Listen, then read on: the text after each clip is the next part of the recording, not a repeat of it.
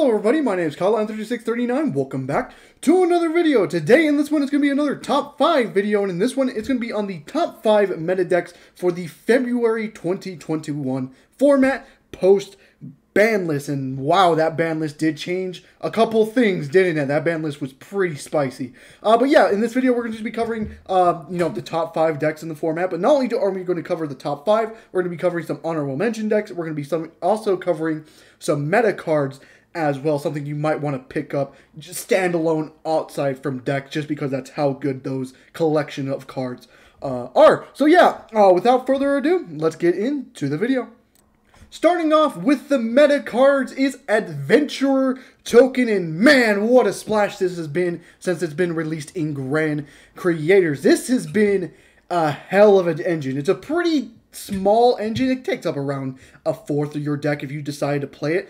Basically, what this lets you do is set up an Omni Negate before you even get to your combo. So you can use something. You can use this in something like Prank Kids. So you have an Omni Negate, and then when you normal summon your Prank Kids, you at least have an Omni Negate just in case they have something like an Ash Blossom or something like that. So kind of play through it. It's a very, very good engine. Being able to set up that Omni Negate is very good, especially before you even go full combo with it. It's probably in the best deck right now in PK, because PK can send it off Cherubini, because Aquamancer of the Sanctuary, or it might be Water Enchantress of the Temple in the TCG.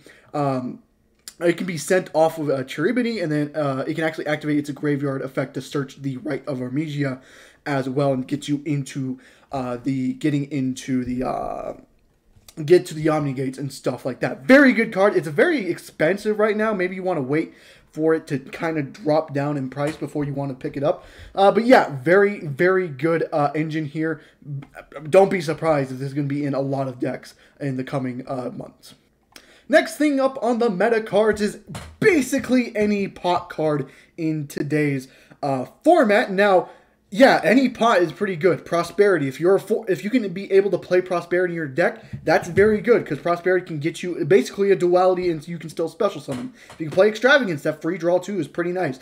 Desires is limited to 1, because that's just apparently how good they think. I don't know why they limited Desires, but Desires is limited, but it's still a pretty powerful card because it has the draw 2 effect. Any pot card basically does it, and I didn't put an entry in this, but also, like a lot of hand traps, something like Imperm, Ash, and stuff like that is very nice in this format as well, just to have something if you're going second as well. So I want to kind of put that in this entry as well, because I forgot to make an entry by itself. But yeah, any pot card basically does. I know since Desires got limited, there's a lot more less hesitancy to play the other pots, because some of the combo decks can't play these pots because they need their extra decks. But, Desires is still at 1. You could play Desires at 1. But yeah, that is it for that entry. Next thing up for our meta cards is Fairy Tale Snow. The most recent thing that happened on the ban list is this coming off and going to 1. And oh boy, are people already trying to figure out what a way to break this card. And the card is very, very ridiculous. Basically, if you don't know what it does, you can banish 7 cards from your... if this card's in your graveyard, you can banish 7 cards, other cards from your hand, field, or graveyard to special summon this card out onto the field. And that is not once per turn. So if they try to DD Crow it, you can just chain it again. And it also has an effect where it can actually, when it's normal or special summon, it can Book of Moon a monster on the field. Snow is very ridiculous. And especially with something like Beatrice being able to send it as well. People are trying to figure out ways just to get Snow into graveyard, because that's just how good Snow is, as just another disruption during your opponent's turn, and also a free body as well. Maybe even get shit out of your graveyard as well. It's a very, very ridiculous card. It's at 1. Can't wait to see what this card can do, because I think I actually like this card, even though I'm not going to be playing personally, because I'm playing decks that don't really need to play Snow. I can't wait until to see what Snow does in this format. But yeah, that is it for this entry. And then last thing up for our meta cards here is Artifact Scythe, the one card that probably should have gotten banned, but did not get banned whatsoever. Scythe is a ridiculous card. It's absolutely a ridiculous card. Just being able to lock your opponent out from playing the extra deck is very ridiculous. It hits about 90% of today's meta. Now, there is still 10% of the meta that doesn't really need its extra deck, so they don't really care about Scythe going through. But, you know, the top decks really do need their extra deck, and Scythe being able just to lock down and make sure that prevents them from playing the extra deck, that's a win con in and of itself. So, yes, Scythe is going to be played everywhere it can be played in. It's been played in Pendulum a lot. PKs are taking advantage of this. Don't be surprised if any other deck is going to try to take advantage of Scythe as well, because Scythe is just that powerful of a card. Maybe it gets on the chopping block in the next ban list whenever that comes out. But right now, Scythe is probably one of the most powerful cards for you to pick up. It's not that expensive because Dagda and Scythe is pretty cheap right now. But yeah, that is it for the entire meta cards now. Now let's get into the honorable mentions. Starting off, our honorable mention here is Lyralist. Now, I can't lie, this deck got hit the fuck. Recital Starling to 1 into Morg, Bird of Sovereignty ban. Those are huge hits to the deck. Absolutely huge hits. But I feel like the deck can still probably string things together. It's not going to be as powerful as it was in the last format. When we're talking about last format, it was probably the best deck in that format. But I feel like this deck is still pretty strong. The new support is very, very good for the deck. It made sense for Recital Starling to get limited because that card was just absolutely ridiculous. But yeah, I feel like this deck can still probably do something again. It's not going to be as best as it was, or as good as it was. My bad, I can't English.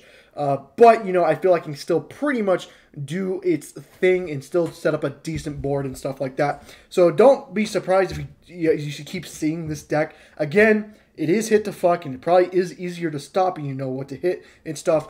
But it just becomes a little bit, again, I wouldn't be surprised if this deck doesn't fall out of favor and people keep playing this. Because birds are still pretty good at the end of the day. Having that Zeus engine, playing the Assembled Nightingale, very, very good. But yes, that is my first one to start off our honorable mention.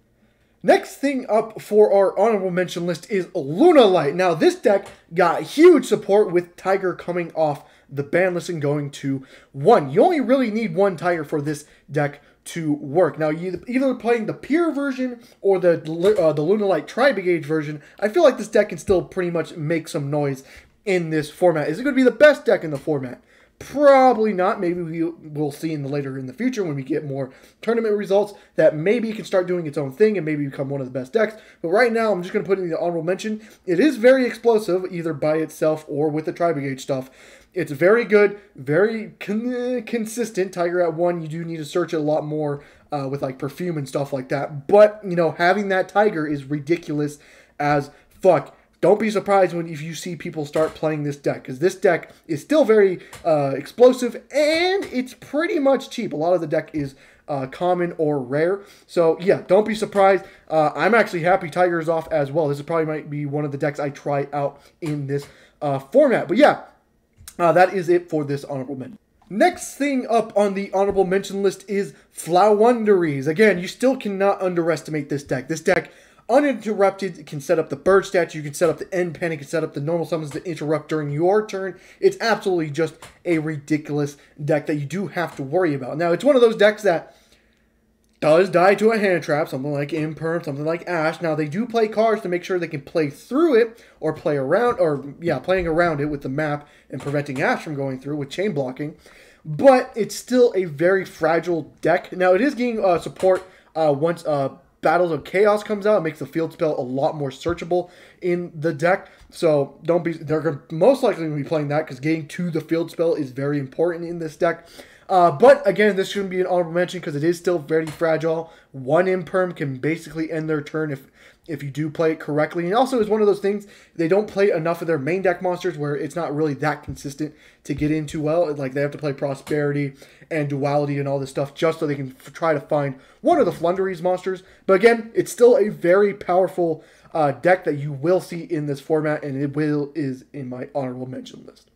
Next thing up is Tri-Brigade, either the pure version or one of its, you know, splashable decks like Lyralist or Lunalight or whatever like that. This deck is still pretty powerful. Again, Fractal is still at 3. Revolt is still at 3. This deck is still powerful. It might have gotten power crept since, you know, what it was one of the best decks a couple months ago, and now it's like more of Sortel and all that stuff. But this deck is still powerful. Revolt's pretty powerful. Fractal getting your stuff into graveyard. Omen still just being a powerhouse of a card. It's a very good deck. You will see this somewhere, either by itself or in a splashed version somewhere. Again, it's a very powerful deck that did not get hit in the ban list, so do not be surprised when you see this deck doing stuff. It also has, you know, its pure versions playing like Fusion Destiny and stuff like that. Again, very, very powerful stuff for this deck. Do not be surprised if you see this at your locals or hell, even like a big event and stuff like that. But yeah, that is it for this honorable mention. Next thing up is Virtual World. Again, just another deck that used to be powerful. You know, VFD is no longer there. They not have VFD for now a year. Surprisingly, it's been a year since, or well, nearly a year since they've been a full year without VFD. But this deck is still pretty powerful. Again, it can set up the Shen, which is basically just a Macrocosmos on wheels, which is pretty ridiculous. And it also has, you know, the Invoke Caligula stuff. It can make the Crystal Wing stuff pretty easily before you can nib him. They can set up that Chuche to get the pop. Again, it's a very middle-of-the-road deck. It's not going to be your best deck, but it's not going to be one of the worst decks either. Very, very good deck. The right pilot can pilot this to a really good finish as well. Again, don't be surprised if you're probably going to see this somewhere, either at a locals or a big event. Again, this deck is still pretty good, and it's also very cheap. It's a nice rogue deck, or a cheap deck to build. A lot of the cards are very cheap to buy thanks to the tin reprints. So yeah, very good deck. Middle of the road, that's very cheap to buy. Next thing up on the honorable mention list is Prank Kids. Now this actually got a boost thanks to the Brave Token engine that you can actually set up an Omni Negate before you get into your Prank Kids monster. Because this was one of those decks where if you Ash their normal summon, they were fucked. There was no way they can really play through it, especially with the Link 1 now being limited. Adventure archetype is very much going to help this deck out. The only problem with this deck now is, again, if you don't get the Adventure stuff, you are really susceptible to Ash Blossom. But another thing about the deck is once you break their board, let's say you break their Battle Butler, they have a really hard time coming back from it, because since the Link 1 is now limited, now they have to use 2 Prank Kids monsters or a polymerization spell to try to keep it further extending from there, which is very hard for that to happen, because you kind of go through your entire hand going first with this deck. So it's one of those things, once you break their board, if you do break their board, it's really hard for them to come back from that. But they also play things like there can only be 1 and stuff to make sure stuff like that can't happen. But yeah, again, don't be surprised if you see this. Again, it got a lot of reprints in the gold stuff, so a lot of things are cheap. And the Brave stuff, or the Adventurer stuff, is out as well to kind of help this deck as well. Again, just another honorable mention for me. Last thing for our honorable mention list is Dragon Link. Again, the deck that just refuses to die. No more LP. Striker Dragon to 1. It's still just doing its thing. Now, it's not as powerful as it used to be, but it's still a pretty good deck that can play through hand traps and stuff and still end on a very decent board. You know, Hieratic Seal to return. You also have the Dragonman Titan, and on board load, it also has the Red Dragon Archfiend going second and can really OTK you as well. This deck is very good to play through, but it's kind of hard to play, so you might not be, you know, you have to have some people that, you know, knows the deck in and outs to make sure they're playing it correctly and stuff like that. Again, it would be number 6 for me in my if I went to top 6, because this deck is very good, but it's not good enough to crack the top 5. Still a very powerful deck, but it's not good enough to make the top 5. But that is it for the honorable mentions. Now let's get into the top 5. Coming in at number 5 is Invoke Shaddoll. This is like a deck that I always have at number 5. It never moves, but never goes up either. But again, still a pretty powerful deck. They only lost 1 Nadir Servant in their entire deck, so, you know, that isn't really that much of a hit to the deck. It still can set up the Winda. It can still, you know, play its Invoke stuff. This is still a very, very powerful card or deck that you do have to worry about, because that Winda is big enough where you have to worry about it. Either have to worry to get the droplet or imperm. Imperm doesn't really work because you already have a monster on field and stuff like that. Again, it's very, very good. Again, I'm surprised they didn't limit it in the Nadir Servant, but they did semi-limit it. I don't think that's going to hurt the deck that much. Again, a very, very strong deck that a lot of people already know. It's been out for years at this point now that they just refuse to hit. Again, very powerful deck. do not be surprised when you see this deck, because this deck is still just as powerful even with 2 Nadir Servant. So yeah, that is my number 5. Coming in at number 4 is Outledge. Yeah, I have Outledge this high. And we all know the reason why. If you saw the ban list, you know why it's this high. Skill Drain is now at 3, and Outledge is one of those decks that does not get affected by Skill Drain. Because, again, Outledge has no effect that's on field that's actionable. It only has effects in hand and graveyard. It plays so many traps. This deck is very dumb. It's been in, like, the top contention for a while, and Skill Drain just gave it the boost it needed.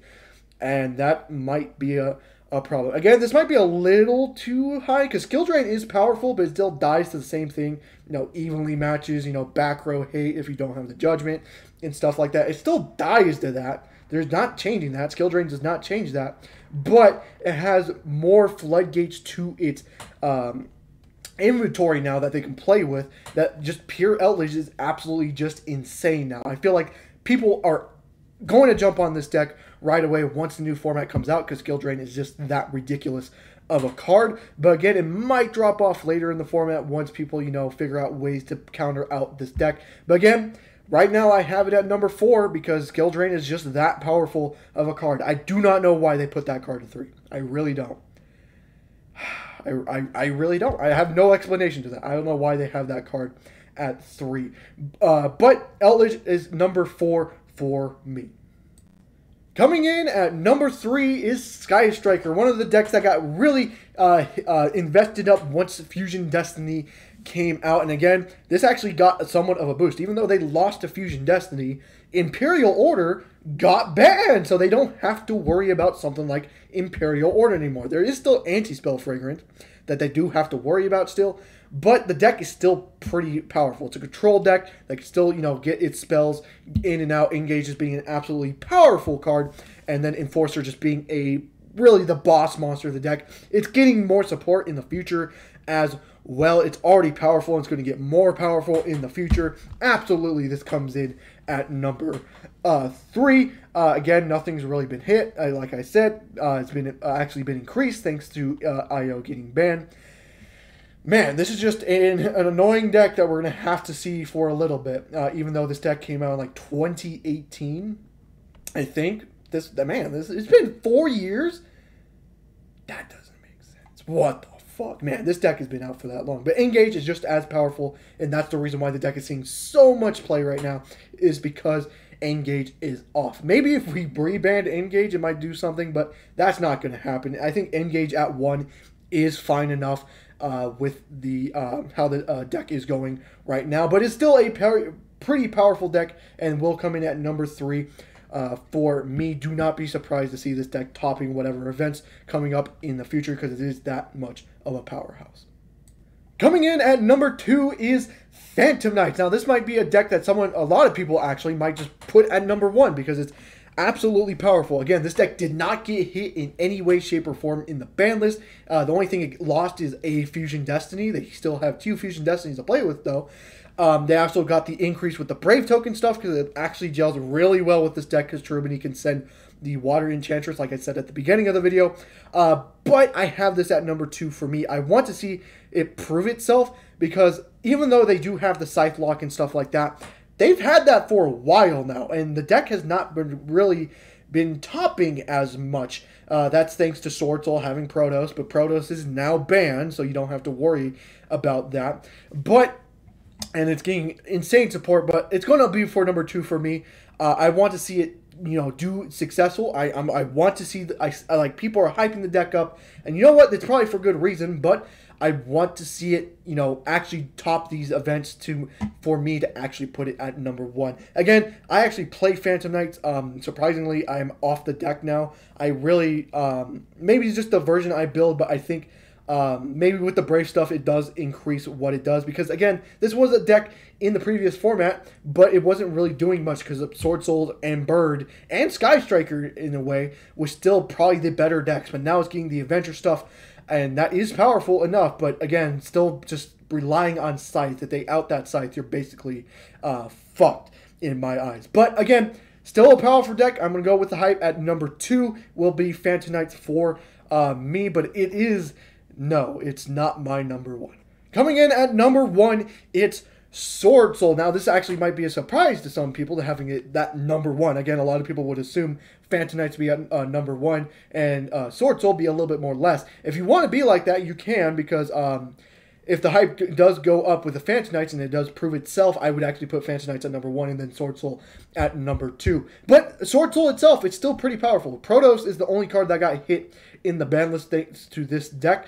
But Protoss was a VFT, so it made sense for that to go off. But the deck still has its place. The tennies are just a ridiculous thing that helps it when it's going second, kind of break boards and stuff like that. Going first, you can set up the Baron, plus the Grandmaster, plus the set Blackout, and maybe something like a Chow Fang or some other monster as well. It's just a very powerful deck. It's very consistent as well, and it has ways to play going second and stuff like that. No, excuse me, as well. But yeah, that is my number one when it comes to this list. Now, do you disagree with me? Let me know in the comments section below. I will be reading the comments down just to see what you guys' opinion on this format. I think this format is actually going to be pretty diverse. If you saw the honorable mention list, if you can see how long that honorable mention list, we had a lot of decks in the honorable mention list, and a lot of those decks are like powerful. They can contend with these top 5 decks, I would think. But in and of itself, the deck is still, this format is going to be really nice to explore thanks to the unbans like the Strodo, Lulanite Titer, and the Fairy Tale Snow, and all the stuff that just came off on the list. I forgot to mention Pendulum in there as well, with Astrograph coming off as well. It's just a ridiculous format, and I can't wait to see it. I think the biggest event happening in this format is going to be YCS Las Vegas, until they cancel that, so we're going to have a YCS February remote duel instead. I feel like that's going to be the biggest one, and that will show us what the best decks in the format in that tournament. But we still got a little bit of ways because it is at the end of the month, and we're on the third day of the month. But yeah, hope you guys did enjoy, and if you did, leave a like and subscribe for more content on the channel, and I hope to see you guys in the next one. Goodbye.